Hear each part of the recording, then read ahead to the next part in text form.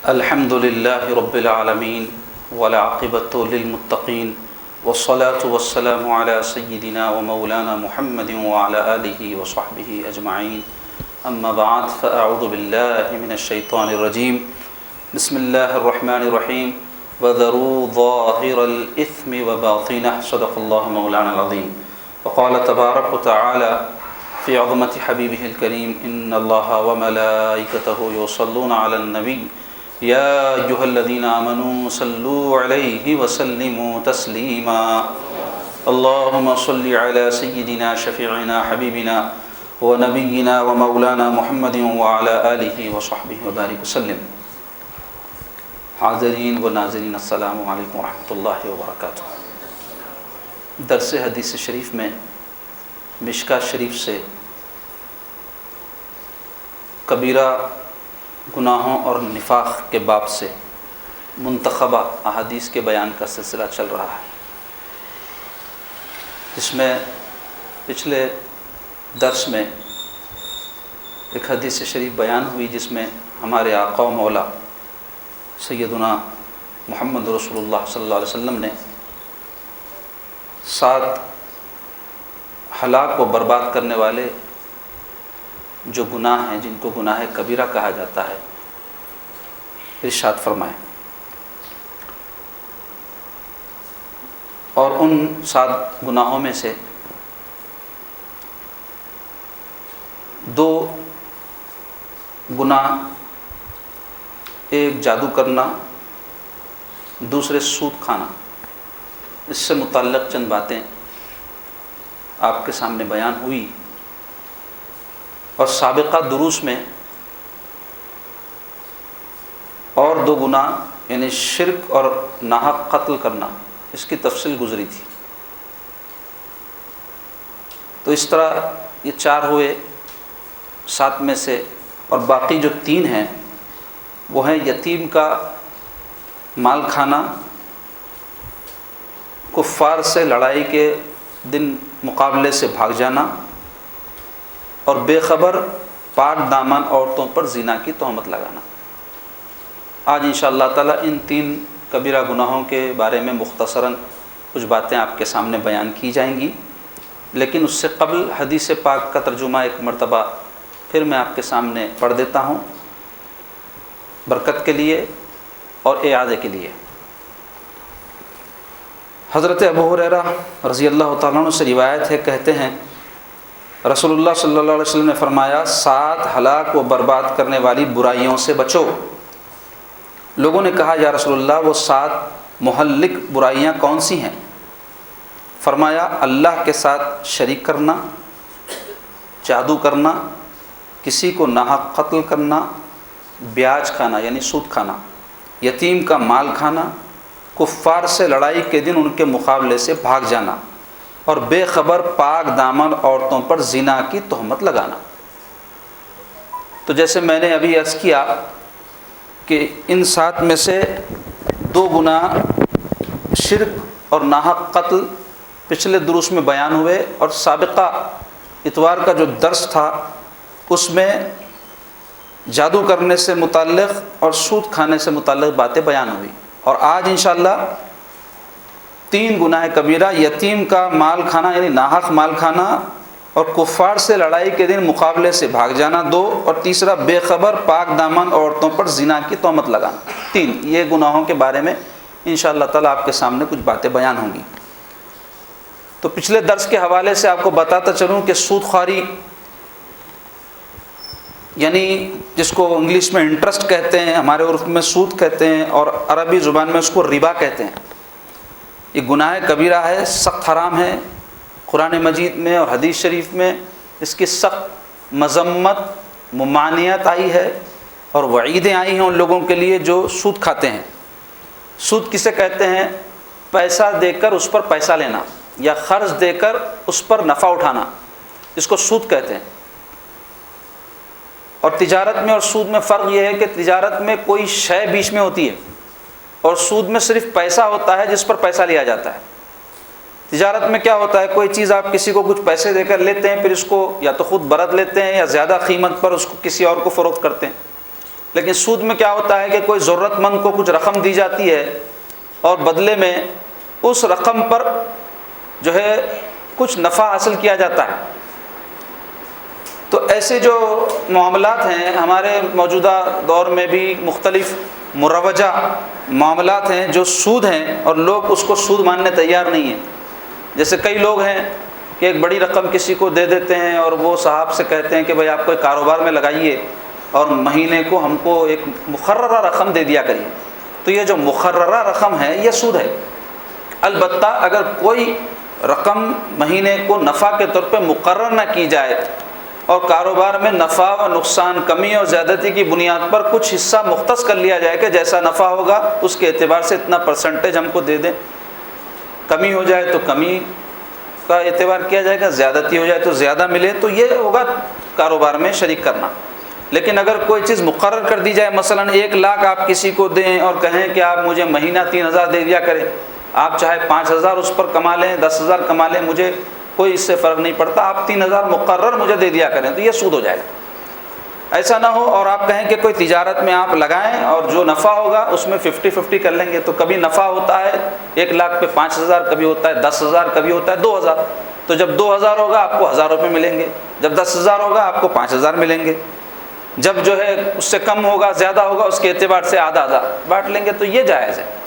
اس کو سمجھنے کی ضرورت ہے۔ کئی لوگ نہیں سمجھ کر مختلف قسم کے جو ہے سود کے معاملات میں مبتلا اور ملوث ہو جاتے ہیں۔ اس لیے کسی بھی قسم کا معاملہ کرنے سے پہلے شرعی رہنمائی ہم کو حاصل کرنے کی ضرورت ہے، علماء سے رجوع کرنے کی ضرورت ہے کہ ہم اس قسم کا معاملہ کرنا چاہ رہے ہیں، یہ شرعاً جائز ہے یا نہیں ہے۔ ایک مسلمان سب سے پہلے اس چیز کو پیش نظر رکھتا ہے کسی بھی معاملے میں کہ وہ حلال ہے یا حرام، نفع نقصان بات کی بات ہے، کیوں؟ اس سے آخرت کا معاملہ جڑا ہوا ہے۔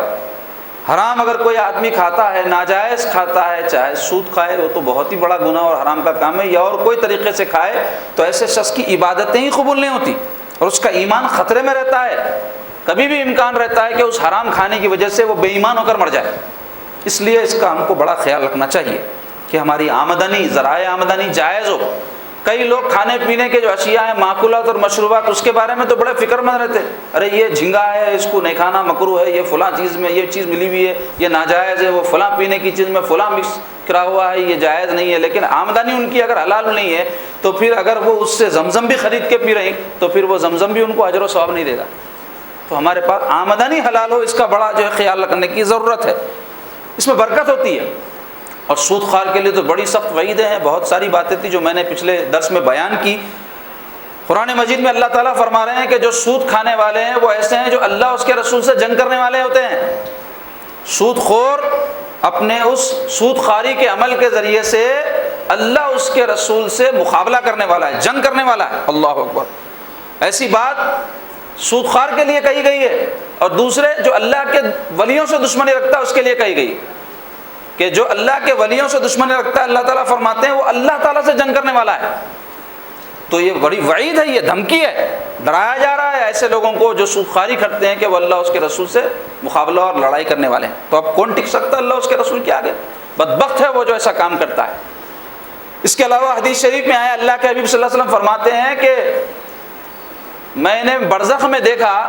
برزخ کیا ہے؟ خبر، آدمی مر جانے کے بعد جہاں اس کی روح قیامت تک رہی اس کو برزخ کہتے ہیں، خبر بھی کہتے ہیں۔ لوگ خبر بولتے تو خالی گھڑا سمجھے، یہ تو ایک علامت ہے جہاں انسان کا جسم محفوظ ہوتا ہے۔ کئی ایسے لوگ ہیں جن کے جسم محفوظ بھی نہیں ہوتے، آگ میں جلا دیا جاتا ہے، یا بعض ایسے ہوتے ہیں کہ جن کو پانی میں جو ہے سڑ گل کے مرنے کی موت نصیب ہوتی ہے، تو ان کا جسم ہی نہیں ہے، تو پھر کیا خبر نہیں ہے تو ان پر عذاب نہیں ہوگا، یا معاملہ خبر کا نہیں ہوگا؟ یقیناً ہوگا۔ تو اس کو برزخ کہتے ہیں، جس کو عرف میں خبر کہا جاتا ہے۔ تو قبر کے اندر جو ہے جو عالم ہے اس کو برزخ کہا جاتا ہے۔ تو سرکار جب معراج کی رات تشریف لے گئے تھے تو برزخ کا عالم بھی حضور کو دکھایا گیا، تو وہاں بہت سارے اعمال جو بندے دنیا میں کرتے ہیں تو ان اعمال کے نتیجے میں قبر کا جو ان کو عذاب ہوتا ہے مثالی شکلوں میں حضور کو بتایا گیا، ایک سیمپل، ایک نمونہ بنا کے بتایا گیا، یہ عمل کا یہ عذاب ہوگا، یہ تو خبر کا عذاب۔ پھر ایسے لوگوں کو قیامت کے بعد، حساب کتاب کے بعد جہنم کا عذاب بھی ہوگا۔ تو سرکار پاک صلی اللہ علیہ وسلم فرماتے ہیں میں نے دیکھا کہ وہاں بہت سارے لوگ ایسے تھے جن کے جو پیٹ ہیں وہ کمروں اور دہلانوں کے اتنے بڑے بڑے تھے، اور اس کے اندر سانپ اور بچھو چل رہے تھے۔ تو میں جبریل علیہ السلام سے پوچھا کہ اے جبریل یہ کون لوگ ہیں؟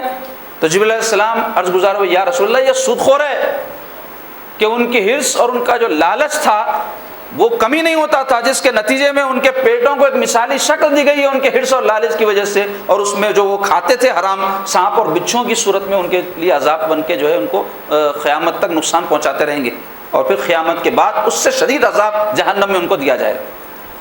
تو جو کام عذاب قبر میں مبتلا کرنے والے ہیں ان میں سے ایک سودخواری ہے۔ حضرت علی بن مدینی رحمۃ اللہ علیہ حضرت امام بخاری رحمۃ اللہ علیہ کے استاد ہیں حدیث میں۔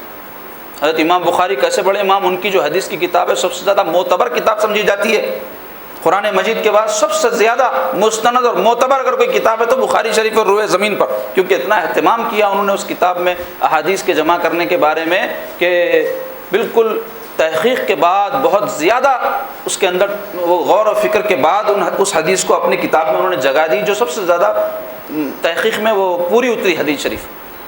تو وہ امام بخاری کے استاد حضرت علی ابن مدینی رحمۃ اللہ علیہ وہ روایت کرتے ہیں کہ میں اکثر جو ہے قبرستان کو اپنے والد کے لیے فاتحہ خوانی کے واسطے، ایصال ثواب کے لیے، قرآن پڑھنے کے واسطے جایا کرتا تھا۔ رمضان کا مہینہ تھا، 27ویں شب جب گزری فجر کی نماز تک تو میں عبادت میں رہا، پھر نماز کے بعد میں قبرستان گیا اپنے والد کی مزار پہ فاتحہ خوانی کے لیے، ایصال ثواب کے لیے، وہاں جا کر قرآن پڑھنے کے لیے میں کھڑا رہا تو میں نے سنا کہ قریب سے کہیں جو ہے زور زور سے آوازیں آ رہی ہیں جیسے کوئی کسی کو مار رہا ہے اور سزا دے رہا ہے۔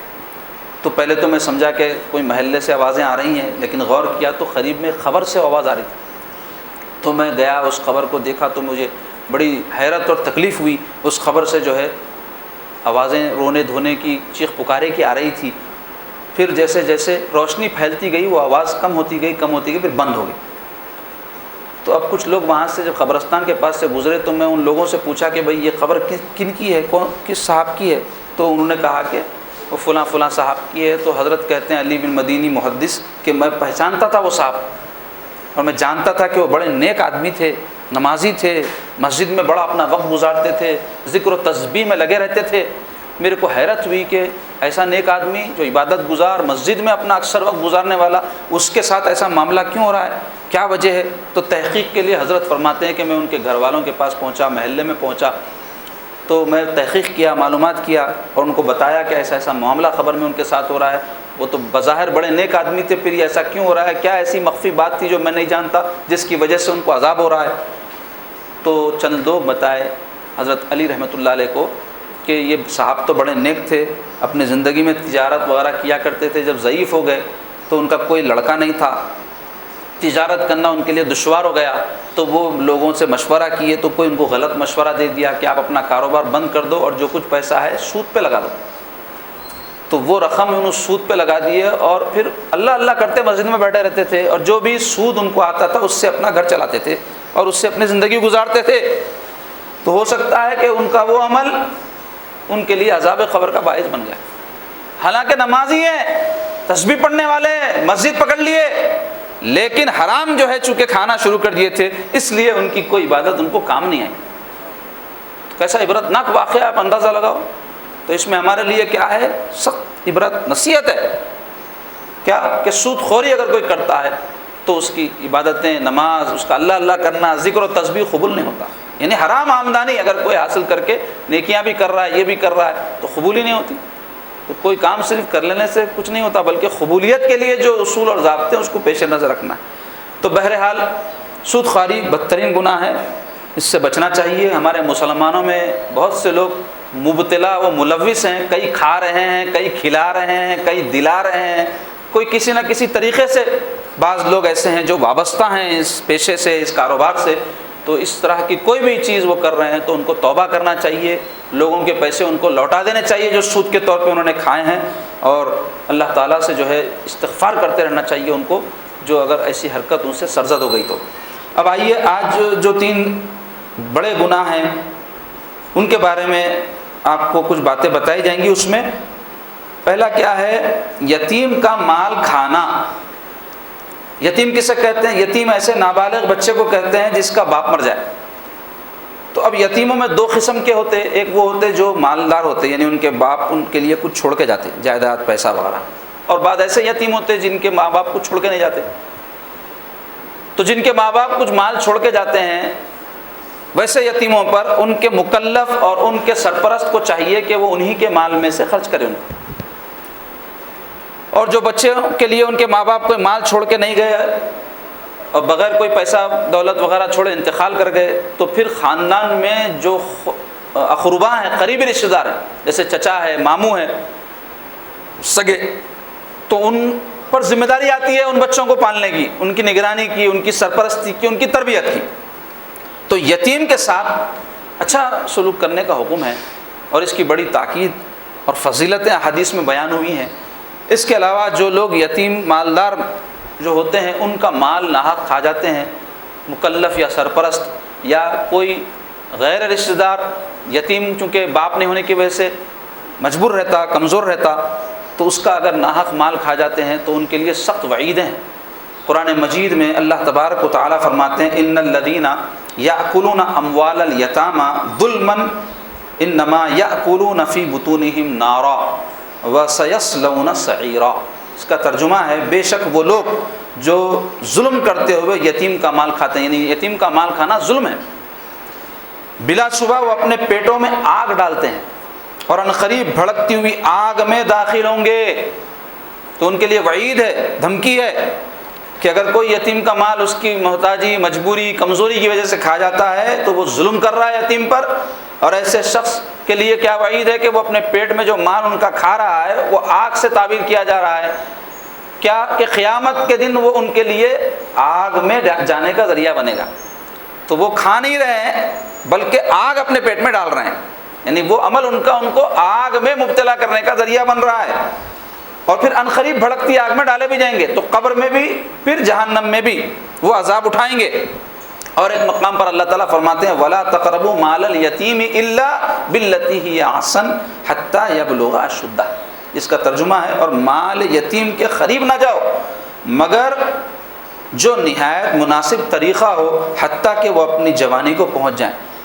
یعنی اگر کوئی مکلف یا سرپرست ہے یتیم کا اور وہ بیچارہ جو ہے خود اپنے طور پہ محتاج اور مکلوف الحال ہے اور جو ہے یتیم کے لیے کچھ اپنے جیب سے نہیں کر سکتا، تو اس کے لیے حکم یہ ہے کہ وہ یتیم کے مال میں سے یتیم پر بھی خرچ کرے، اپنی ذات پہ بھی خرچ کرے، لیکن معروف طریقے سے، یعنی جتنا ضرورت ہے۔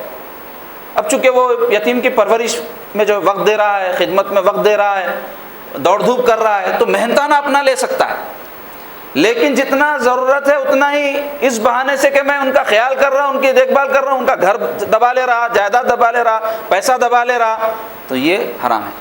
تو اس کے لیے ضروری ہے کہ کوئی شرعی رہنمائی حاصل کی جائے، یا پھر اپنے اندر خوف خدا رکھ کر ایمانداری سے معروف طریقے سے جتنا ضرورت ہے یتیم کے مال میں سے اپنی ذات پر وہ خرچ کر سکتا ہے۔ اس کی تفصیل فقہ بیان کی ہیں، اس میں بیان کو زیادہ کرنے کا وقت نہیں ہے، اس لیے مختصر آپ کے سامنے بات بیان کر رہا ہوں، لیکن یہ بات اچھی طرح سمجھ لیں کہ یتیم کا مال کسی طرح سے بھی کھانا حرام ہے، سخت گناہ ہے۔ اور اللہ تعالیٰ اور ایک مقام پر فرماتے ہیں ان الذین یأکلون اموال الیتامی ظلما انما یأکلون فی بطونہم نارا۔ اللہ تعالیٰ فرماتے بے شک وہ جو لوگ یتیموں کا مال ناحق طور پر کھاتے ہیں وہ اپنے پیٹوں میں آگ ڈال رہے ہیں۔ حضرت سدی ایک بہت بڑے مفسر ہیں، وہ اس آیت کی تفسیر میں لکھتے ہیں کہ جو شخص یتیم کا مال ناحق طور پر کھاتا ہے اسے قیامت کے دن اس طرح اٹھایا جائے گا کہ اس کے منہ، کانوں، ناک اور آنکھوں میں آگ کے شعلے نکل رہے ہوں گے، جس سے لوگ سمجھ جائیں گے کہ یہ یتیم کا ناحق مال کھانے والا تھا۔ جیسا سود خور کے بارے میں آیا ہے کہ وہ ایسی حالت میں ہوگا سود خور جیسے جو ہے یتخبط الشیطان من المس، کے شیطان کسی کو چھو لے تو جیسا مخبوط الحواس، اثرات زدہ، آصف زدہ ہو جاتا ہے، ویسے جو ہے سود خور ہوگا قیامت کے دن، جس سے پتہ چلے گا یہ سود خور تھا۔ تو ایسے ہی یتیم کا مال کھانے والا کیسے ہوگا؟ اس کے آنکھ سے، ناک سے، کانوں سے آگ نکل رہی ہوگی، جس کو دیکھ کر پتہ چل جائے گا یہ یتیم کا مال کھایا ہوا ہے۔ تو ایک لوگوں میں اس کے لیے تھو تھو کی بھی صورت ہوگی اور دوسرے عذاب کی صورت ہوگی جو آگ نکل رہا ہے۔ اس کے علاوہ اب جو معروف طریقے سے کھا سکتے ہیں اس کے بارے میں فقہ لکھتے ہیں وہ کس طرح اس سے قرض لے لے، مال میں سے اس کا اگر مال ہو کہ بھائی میں یتیم کے مال میں سے مقرر کر لے یہ قرض لے رہا ہوں، اس کی خدمت کے عوض میں جو میں وقت دے رہا ہوں جب بھی اللہ دے گا میں لوٹا دوں گا، یا ضرورت کے مطابق خرچ کر لے، قرض نہ لے، جتنا شدید ضرورت کی تکمیل ہو سکتی ہے اس سے کر لے۔ تیسرے جب وہ یتیم کے لیے کوئی عمل کرتا ہو تو اس کے مطابق لے لے، بھائی یہ کام کر رہا ہوں میں، یتیم صاحب کی کارروائی کر رہا ہوں، پیروی کر رہا ہوں، تعلیم کر رہا ہوں، تربیت کر رہا ہوں، میں اتنے پیسے لے کے کروں گا۔ لے سکتا ہے، جائز ہے۔ چوتھے، ضرورت کے وقت لے سکتا ہے، یعنی یہ شخص کو سخت ضرورت لاحق ہو گئی، لے لیا، اب اگر کشادہ حال ہو گیا، اللہ نے اسباب پیدا کر دیے، اگر تو اس کو لوٹا دے، اور اگر نہیں لوٹا سکتا تو اللہ تعالیٰ معاف فرمانے والا ہے۔ تو اس طریقے سے وہ معروف طریقہ جو کہا گیا ہے وہ یہ ہے، اس کے مطابق وہ یتیم کا مال خود لے سکتا ہے، اور یتیم کے ساتھ نرمی کا سلوک، کئی لوگ ہیں کھلا پلا دیتے ہیں لیکن ان کے ساتھ رویہ اچھا نہیں رکھتے۔ ایک شخص کا باپ اگر ہوتا ہے تو آپ دیکھیں کہ کوئی بھی ان کی اولاد کے ساتھ زیادتی کرنے سے پہلے سوچتا، کچھ بھی اگر میں زیادتی کر دوں گا باپ آ جائیں گے، ماں آ جائیں گے، چچا آ جائیں گے، ماموں آ جائیں گے، رشتہ دار اگر ہے تو خیال کرتا۔ اور اگر کسی کو آپ دیکھتے ہیں کہ آگے پیچھے کوئی بھی نہیں ہے تو لوگ کیا سمجھتے، کون ہے جی اس کا، اس کے ساتھ سلوک رویہ بدل دیں۔ تو یتیم کا احترام کرنا چاہیے۔ احترام سے مراد ضروری نہیں ہے کہ بزرگوں کا جیسے احترام کرتے ہیں، مطلب یہ ہے کہ اس کا اکرام اس طرح ہو کہ اس کے ساتھ رویہ اچھا رکھا جائے، نرمی سے پیش آیا جائے، اس کے ساتھ محبت کا سلوک کیا جائے، اس کے ساتھ نرمی کا سلوک کیا جائے، اس کے ساتھ سختی نہ کی جائے۔ رسول کریم صلی اللہ علیہ وسلم فرماتے ہیں دنیا کے گھروں میں بہترین گھر وہ ہے جس میں کوئی یتیم ہو اور اس کے ساتھ اچھا سلوک کیا جاتا ہو۔ اس گھر کو بہترین گھر کا سرٹیفکیٹ کون دے رہے ہیں؟ اللہ کے حبیب صلی اللہ علیہ وسلم۔ ہم اپنے گھروں کو سجا کے سنوار کے یا اور کوئی دنیاوی طور سے اس میں اہتمام کر کے ہم سمجھتے ہیں میرا گھر بہترین ہے، خوش ہوتے ہیں اس پہ، لیکن اللہ کے حبیب صلی اللہ علیہ وسلم کی نگاہ میں بہترین گھر وہ ہے جس میں یتیم اور اس کے ساتھ اچھا سلوک کیا جائے۔ ماموں کے پاس رہ رہا ہے، چچا کے پاس رہ رہا ہے، یا کوئی رشتہ دار کے پاس رہ رہا ہے، اس کے ساتھ اچھا سلوک ہو، نرمی کا سلوک ہو۔ بھالے پر رکھ کر اس کو روٹی نہ دی جائے۔ بھالے پر رکھ کے روٹی دینا کیا ہے؟ اذیت کے ساتھ کسی کے ساتھ اچھا سلوک کیا جائے، تکلیف دی جائے اس کو، کھلا کر کے ہم کھلائے، پلا کر کے ہم پلائے، سلوک کر کے ہم تیرے ساتھ ایسا کرے ویسا کرے، اذیت پہنچائے اس کو، تو اس کو کہتے ہیں بھالے پہ رکھ کے روٹی دینا ہمارے عرف میں، یعنی سلوک تو کرنا لیکن اذیت پہنچانا۔ جو گناہ اس سے اچھا تو آپ سلوک ہی نہ کریں، کیونکہ آپ جو سلوک کیے وہ تو ضائع جائے گا ہی جائے گا، اذیت دینے کا عذاب الگ۔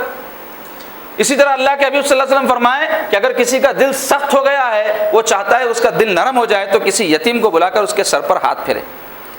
تو سر پہ ہاتھ پھیرنا کنایا ہے، بعض لوگ کہتے ہیں کہ اس کے ساتھ سرپرستی کا معاملہ کرے، اس کے ساتھ اچھا سلوک کرے، یا پھر اگر اس کے ظاہری معنی لیے جائیں سر پر ہاتھ پھیرے، تو یہ حکم پر بھی سرکار فرماتے ہیں کہ اگر کوئی یتیم کے سر پر ہاتھ پھیرے گا تو سر کے جتنے بال اس کے ہاتھ کے نیچے آئیں گے اتنی نیکیاں اس کو نصیب ہوں، اور دل نرم ہو جائے گا اس شخص کا جو یتیم کے ساتھ سلوک کرے گا۔ اور بہت سارے اس بارے میں فضائل بیان ہوئے ہیں یتیم کی خدمت کے۔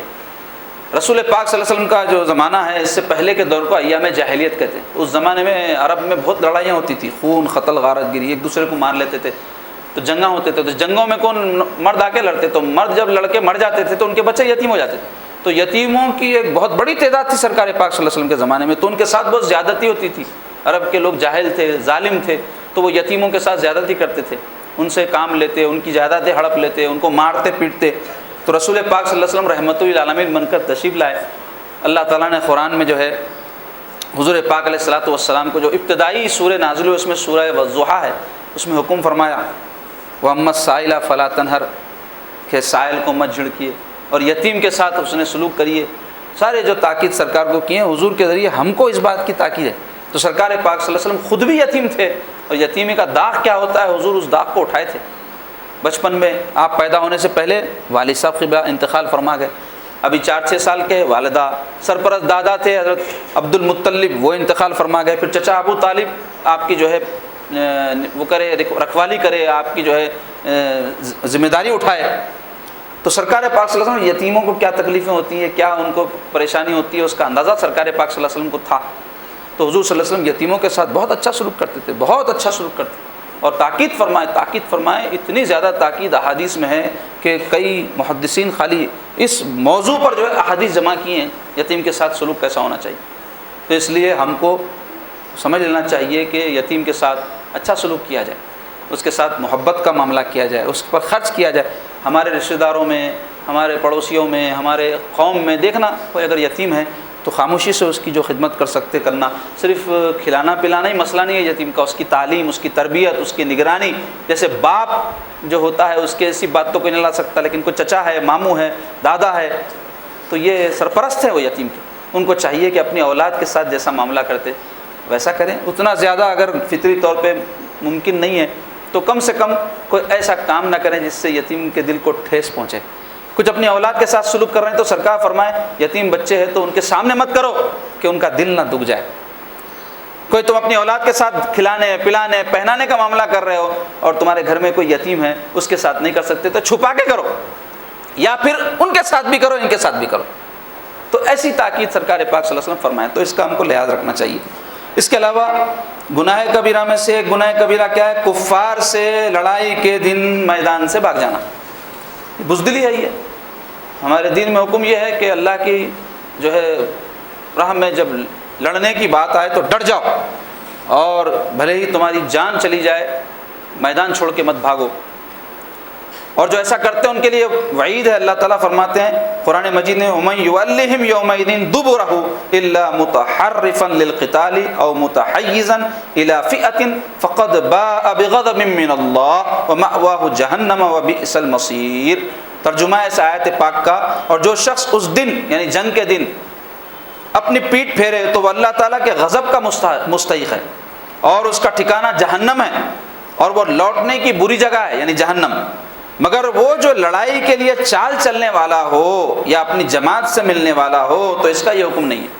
یعنی اگر کوئی حکمت عملی کے تحت میدان سے پیچھے ہٹے، کئی وقت ہوتا ہے ایسے دشمن بہت زیادہ اٹیک جب کرتا ہے تو پھر ہم اٹیک نہیں کر سکتے، پہلے ڈیفنس کرتے ہیں، پھر اپنی صفوں کو درست کرتے ہیں، پھر اس کے بعد اس پر اٹیک کرتے ہیں۔ تو وہ جو جنگی حکمت عملی کے طور پر کوئی پیچھے ہٹ جائے، کئی موقعوں پر صحابہ کو ایسی صورتحال پیدا ہوئی تھی سرکار پاک صلی اللہ علیہ وسلم کے زمانہ مبارک میں بھی اور بعد بھی، تو ایسا کرنے والوں کے لیے یہ وعید نہیں ہے۔ لیکن جو ڈر کر خوف کھا کر کے مر جاؤں گا میں، ہیبت کھا کر میدان چھوڑ کر بھاگ جائے، تو ایسا کرنا گناہ کبیرہ ہے، اور اللہ اس کے رسول نے اس کے لیے وعیدیں بیان کی ہیں، اور اس سے اجتناب کرنا چاہیے۔ ویسی صورتحال تو صدیوں سے مسلمانوں پر پیش ہی نہیں آ رہی ہے، کیونکہ ہمارے پاس تو ایسے حالات ہے ہی نہیں کہ اسلام کی طرف سے کوئی جنگ لڑا کر ہم جو ہے اپنی جان دے دیں، لیکن کبھی ایسی صورتحال پیدا ہو جائے تو اس کے لیے یہ حکم ہے۔ اور اس حدیث پاک کی روح سے آخری جو گناہ کبیرہ ہے اس میں جو بیان ہوا وہ بے خبر پاک دامن عورتوں پر زنا کی تہمت لگانا ہے، اس کو کہتے ہیں قذف۔ کسی عورت یا مرد پر زانی ہونے کی تہمت لگانے پر اسلام میں حکم یہ ہے کہ 4 گواہ لائے جائیں۔ مثلا کوئی شخص کسی عورت کو کہے تو زانیہ ہے، یا کسی مرد کو کہے تو زانی ہے، یا کسی شخص کو کہے تیری بیوی زانیہ ہے، یا کسی لڑکے کو کہے تیری ماں زانیہ ہے، تو ایسا لفظ استعمال کرنے پر شریعت میں اس کو قذف کہا جاتا ہے، الزام لگانا زنا کا۔ 4 گواہ کی ضرورت ہے، 4 گواہ کہیں کہ ہاں ہم نے اس عورت کو یا اس مرد کو خاص زنا کا فعل کرتے ہوئے دیکھا ہے۔ اور اگر وہ ایسا نہ کر سکے یعنی 4 گواہ نہ لا سکے تو ایسے شخص کے لیے 80 کوڑے لگانے کا حکم ہے، اور اس کی گواہی کبھی بھی قبول نہیں ہوگی، جھوٹا ثابت ہو جائے گا، قابل اعتبار نہیں رہے گا۔ تو اس سے آپ اندازہ لگائیں کہ اسلام میں کسی کی عزت کا کتنا احترام ہے، کسی کی عزت کی کتنی اہمیت ہے، کہ کوئی منہ چھوڑ کے کسی کو بھی زانی کہہ دے، ایسی ویسی عورت کہہ دے کسی عورت کو، یا کسی مرد کو کہہ دے کہ یہ کیریکٹر لیس ہے، یہ گناہ کبیرہ ہے۔ تو اس کا تعلق زبان سے ہے، تو اس کی اہمیت کو سمجھو آپ کے اسلام نے ہم کو کیسی تاکید کی ہے کہ اپنی زبان سوچ سمجھ کر کھولو کسی کے بارے میں۔ اب یہ کسی کو قذف یعنی زنا کی تہمت لگانا تو بہت ہی بڑی بری بات ہے، بہت ہی بڑا گناہ ہے، لیکن دوسرے قسم کے بھی کوئی الزامات زبان سے لگانا گناہ ہے۔ جھوٹا الزام، کسی کو کہہ دیا چور ہے تم، بدماش ہے تم، ارے انہیں ایسا ہے ویسا ہے، تو یہ زبان جو ہمارے پاس چلتی معاشرے میں خاص طور پہ عورتوں کے اپنے گھروں میں، یہ بہت بدترین بات ہے۔ اب اس پر شریعت میں کوئی حد یعنی شرعی سزا تو مقرر نہیں کی گئی، لیکن اسلامی اگر حکومت ہو، قاضی تک اگر بات پہنچے کہ کسی نے کسی کو کہا کہ تم چور ہے، تم بدماش ہے، تم ایسے ہے ویسے کچھ بھی، تو قاضی اس کو کوڑے لگا سکتا۔ 80 کوڑے تو زنا کی تہمت لگانے والے کو حد قذف کہتے ہیں، اس پر لگائے جائیں گے، لیکن اس کے علاوہ اگر کوئی اس سے کم درجے کی تہمت کسی پر لگائے اور ثابت نہ کر سکے تو اب قاضی کی ثواب دید پر ہے، یعنی اس پر ڈیپینڈ کرتا ہے 10 کوڑے 20 کوڑے، آئندہ نہیں بولنا بول کے کسی کو کہے تم غیبت کرنے والے، تم جھوٹے ایسا کہہ دیا، تو یہ تو زنا کی تہمت نہیں ہے، لیکن کسی کو جھوٹا کہنا بھی بری بات، کسی کو چور کہنا بھی بری بات، کسی کو گالی دینا بھی بری بات ہے، کسی کی دل آزاری کرنا بھی زبان سے بری بات ہے، تو اس کے لیے قاضی سزا دے گا، 10 کوڑے 20 کوڑے، وہ ڈیپینڈ کرتا ہے قاضی کے اوپر۔ تو بتانا یہ چاہتا ہوں کہ یہ زبان کا گناہ ہے، اور زبان کے گناہ پر اتنی سخت سزا رکھی گئی، تو کسی پاک دامن عورت پر زنا کی تہمت لگانے کو کیوں اتنا سخت گناہ قرار دیا گیا؟ اس لیے کہ انسان کے پاس اگر کوئی غریب سے غریب آدمی بھی ہو تو ایک بہت قیمتی چیز ہوتی ہے عزت۔ تو اگر کوئی زنا کی کسی پر تہمت لگا رہا ہے تو وہ عزت کو تار تار کر رہا ہے، اور یہ حرام ہے۔ اور گناہ کبیرہ ہے، اور شریعت اس کو سخت ناپسندیدہ عمل قرار دی اور اس پر اتنی سخت سزا مقرر کی ہے۔ کوئی اگر غیر شادی شدہ شخص زنا کرے تو اس کو کوڑے لگانے کا حکم ہے، اور جھوٹا کسی پر زنا کا الزام لگانے پر 80 کوڑے، صرف 20 کوڑوں کا فرق ہے اس میں۔ کیوں؟ زنا تو ایک فعل ہے نا، اور یہاں تو فعل کچھ بھی نہیں ہے، خالی ایک قول ہے، تو معلوم ہوا قول بھی ایسا ہوتا ہے جو عمل کے برابر جو ہے انسان کو تکلیف پہنچا دیتا ہے۔ مثلا آپ کسی کو مار رہے پیٹ رہے ہیں، یہ ایک عمل ہے، لیکن آپ کسی کو چور بول رہے ہیں، یہ ایک قول ہے، بات ہے، لیکن ہے بڑی بدترین بات کہ کسی کی عزت کو تار تار کر رہے ہیں۔ مارنے میں کیا ہو رہا ہے؟ اس کی جان کو نقصان پہنچا رہے ہیں، اور قول کے ذریعے آپ عزت کو نقصان پہنچا رہے ہیں۔ تو کسی کی عزت اتارنا، گالی دینا مسلمان کو، اور اس کو برا بھلا کہنا یا اس پر الزام لگانا گناہ ہے، حرام ہے، اس سے ہم کو اجتناب کرنا چاہیے۔ تو یہ تھے 7 کبیرہ گناہ، اور کبیرہ گناہ اور بھی بہت ہیں، بعض علماء نے 50 60 70 تک اس کو گنوایا ہے، اس پر کتابیں بھی لکھی، اس سے پہلے میں ذکر کیا۔ اور ایک مسلمان کے لیے ضروری ہے کہ وہ ان کبیرہ گناہوں سے واقفیت حاصل کرے، کیوں؟ تاکہ اس سے اجتناب کر سکے، اس سے بچ سکے، اپنا دامن اس سے بچا سکے۔ کیونکہ جو کبیرہ گناہ کرتا ہے تو بعض ایسے گناہ ہیں، سرکار فرماتے ہیں حدیث شریف میں کہ جب زانی زنا کر رہا ہوتا ہے تو اس کا ایمان اس کے سر کے اوپر نکل جاتا ہے، یعنی اس وقت ایماندار نہیں رہتا وہ اس عمل کے دوران۔ ایک مومن ہو کر اللہ اس کے رسول نے جس چیز کو سخت حرام قرار دیا، وہ عمل اس سے کیسے سرزد ہو سکتا ہے؟ تو اس وقت وہ مومن نہیں رہتا، یعنی ہمارے پاس کوئی گناہ کبیرہ سے کافر نہیں ہوتا، لیکن خاص طور پہ اس وقت جب وہ فیل کر رہا ہوتا ہے، اس وقت ایمان رخصت ہو چکا ہوتا ہے، پھر اس کا ایمان لوٹ جاتا ہے اس کی طرف۔ لیکن وہ گناہ جو کیا ہے اس کو قیامت کے دن عذاب ہوگا، اللہ چاہے تو معاف بھی کر دے، لیکن اگر معاف نہ کرے جہنم میں جائے گا، ہمیشہ نہیں رہے گا ایمان کی وجہ سے، اور عذاب اٹھا کر پھر اللہ تعالیٰ اس کو جنت میں ڈال دیں گے۔ ایک مسلمان کے لیے یہ بشارت ہے، لیکن یہ وعید بھی ہے کہ مسلمان ہوتے ہوئے گناہ کرنے کی صورت میں اگر کبیرہ گناہ ہے تو اس کی سزا بھی بھگتنا پڑے گا اس کو۔ تو ہم کو چاہیے کہ ہم کبائر سے اور صغائر سے دونوں سے اجتناب کریں، کیونکہ صغیرہ یعنی چھوٹے چھوٹے گناہ کو چھوٹا سمجھ کے کرتے گئے تو پھر آدمی بڑا گناہ بھی کر لیتا۔ کوئی آدمی بات کرے کہ سگنل توڑنے کا عادی رہا تو پھر ٹکرا مارتا، لوگوں کو اہمیت نہیں رہتی، جان لے لیتا کسی کی بھی۔ اس لیے سگنل کے اندر ہے نا، اپنے حدود کو نہیں توڑنا۔ تو شریعت جن چیزوں کو حد قرار دی ہے، ایمان والا ان حدود سے اپنے آپ کو بہت دور رکھتا ہے کہ قریب بھی نہیں پٹکتا، کہیں اس سے وہ حد ٹوٹ نہ جائے۔ اللہ تعالی ہم سب کو نیک توفیق عطا فرمائے، دین کی سمجھ اور فہم عطا فرمائے، اور کبیرہ اور صغیرہ گناہوں سے اللہ پاک ہم سب کو محفوظ رکھے۔ اب آئیے حسب معمول فقہی مسائل کے بیان میں انشاءاللہ تبارک و تعالی نمازوں کے مسائل کے بیان میں قضا نمازوں کا بیان کا آج سے آغاز ہوگا۔ پہلا مسئلہ ہے بلا عذر نماز کا اپنے وقت پر نہ پڑھنا گناہ کبیرہ ہے۔ جیسے میں نے کہا نا، کئی گناہ کبیرہ 70 کے قریب بیان کیے گئے، تو اس میں تو یہاں 7 آئے، آگے حدیث میں کچھ اور بھی بیان ہوں گے، لیکن یہ بھی سمجھ لیں کہ بلا عذر یعنی کوئی مجبوری نہ ہو۔ مجبوری کیا ہے؟ شریعت جس کو مجبوری کہی ہے، ہماری اپنی بنائی ہوئی مجبوریاں نہیں۔ آج میرے سر میں درد ہے، آج میرے ٹانگ میں درد ہے، آج میں مصروف ہوں، کام بہت تھا، تھک گیا تھا، یہ شرعی مجبوریاں نہیں ہیں نماز تک کرنے کے لیے۔ وہ کیا ہے اس کی تفصیل اس کتاب میں بھی آئے گی اور کسی اور موقع پر بیان کی جائے گی۔ لیکن اگر کوئی شرعی مجبوری نہ ہو اور نماز کا اپنے وقت پر نہ پڑھنا، نماز بالکل ہی نہیں پڑھنا تو مسلمان کے لیے ممکن ہی نہیں۔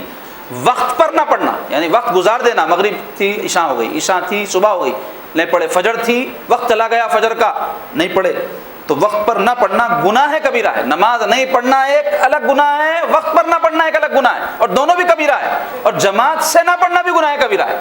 جان بوجھ کر کوئی جماعت کو ترک کر دے تو وہ بھی گناہ کبیرہ ہے۔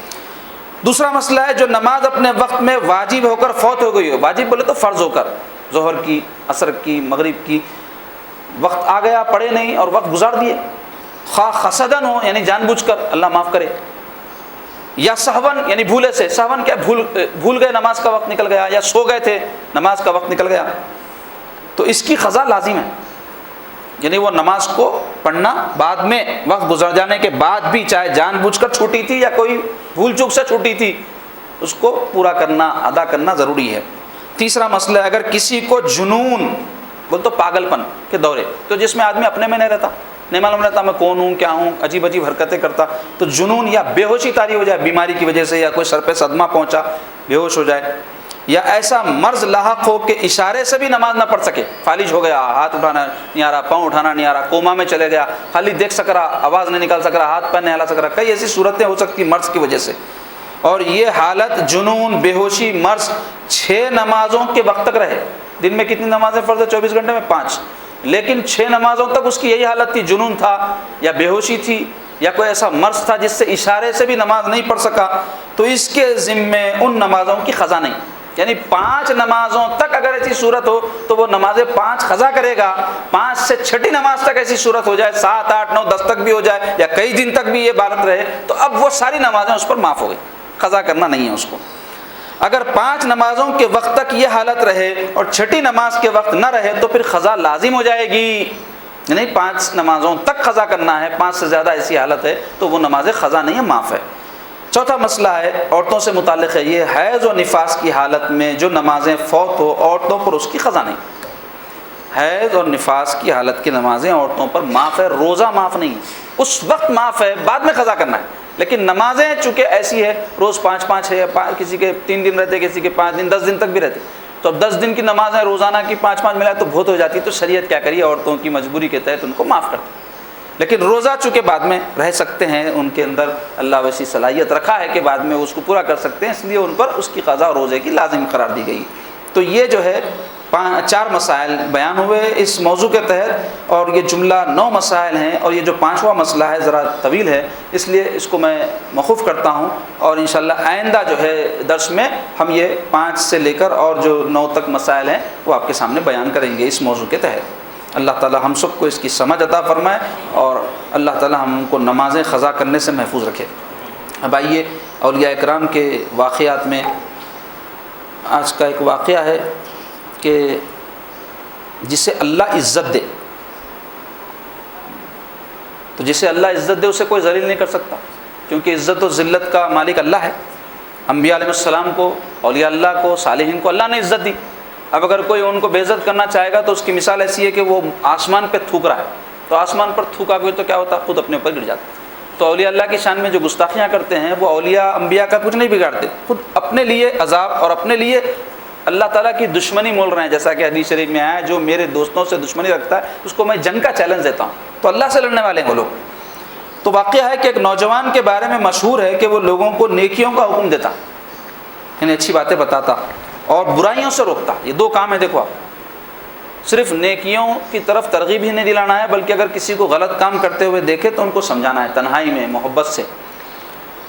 اس نے اپنی تقریر میں خلیفہ ہارون رشید، مسلمانوں کے بہت بڑے بادشاہ تھے، بہت بڑی ان کی سلطنت تھی، تو خلیفہ ہارون رشید کو امر بالمعروف و نہی عن المنکر کر دیا۔ یہ لو ڈرا ہی نہیں انہیں بادشاہ ہے، بلکہ ان کو بول دیا یہ کام غلط کر رہے ہیں آپ، یہ کام غلط کر رہے ہیں، بتا دیں، اور سخت باتیں کہہ دی۔ خلیفہ نے اسے پکڑ کر ایک ایسے مکان میں بند کرا دیا جہاں سانس لینے کے لیے بھی کوئی سوراخ نہیں تھا، تاکہ ہلاک ہو جائے، یعنی تکلیف سے موت آئے۔ سانس لینے نہیں آدمی کو تو دم گھٹ کے مرتا نا، تو ویسا مرنا، بلکہ ایسی جگہ قید کرا دی ان کو۔ 5 روز بعد ایک شخص نے خلیفہ کو خبر دی کہ آپ نے جسے محبوس یعنی قید کیا تھا وہ شخص تو فلاں باغ میں ٹہل رہا ہے۔ اب بادشاہ کے جو ہے گھیرے سے، اس کے جو ہے قید خانے سے آسانی سے کہاں سے نکل سکتے کوئی بھی؟ بادشاہ نے اسے بلوا کر پوچھا، کس کو؟ وہ شخص کو، ہارون رشید، تمہیں اس قید خانے سے کس نے نکالا؟ نوجوان واعظ، مجھے اس نے نکالا جس نے باغ میں پہنچایا۔ ہارون رشید، تجھے باغ میں کس نے پہنچایا؟ نوجوان واعظ، باغ میں اسی نے پہنچایا جس نے قید خانے سے نکالا۔ ہارون رشید، عجیب حیرت ناک بات ہے۔ نوجوان واعظ، تیرے رب کا کون سا کام حیرت ناک نہیں ہے؟ بولا۔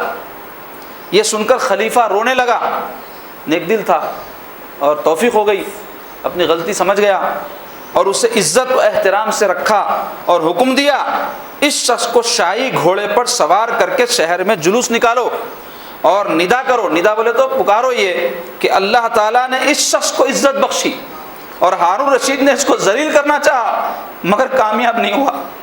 بالآخر ہارون رشید کو بھی اس کی عزت کرنی پڑی، رضی اللہ تعالیٰ عنہ نفعنا بھی آمین۔ تو اس سے معلوم ہوا کہ جو لوگ اللہ کی خاطر اللہ کے بندوں کو نصیحت کرتے ہیں، ان کی اصلاح کرتے ہیں، تو اللہ تعالیٰ ان کو عزت بخشتا ہے، اور اللہ جن کو عزت بخشتا ہے ان کو کوئی ذلیل نہیں کر سکتا۔ اور دنیا میں اگر ان کے لیے ظاہری طور پہ عزت ظاہر بھی نہ ہو تو آخرت میں ان کی بڑی شان ہوگی، آخرت میں ان کا بڑا مقام ہوگا، انبیاء، اولیاء، شہداء کے ساتھ اللہ تعالیٰ ان کا معاملہ فرمائے گا۔ اور ایک واقعہ ہے، کھارا پانی شیریں ہو گیا، شیریں بولے تو میٹھا ہو جانا۔ باشندگان آبادان ایک مقام کا نام ہے، میں اسے ایک شخص نے بیان کیا 60 سال سے زیادہ زمانہ گزرا جب سے میں جانتا ہوں کہ آبادان کی نہر کا پانی کھارا ہے. تو وہ نہر میں جو ہے جو پانی تھا، یہ ایک صاحب بول رہے ہیں کہ 60 سال سے میرے کو معلوم کہ اس میں پانی کھارا ہے. ساحل کے ایک بزرگ آبادان میں رہتے تھے. رمضان کا مہینہ، سخت گرمی کا موسم تھا. افطار کے وقت ذخیرہ آب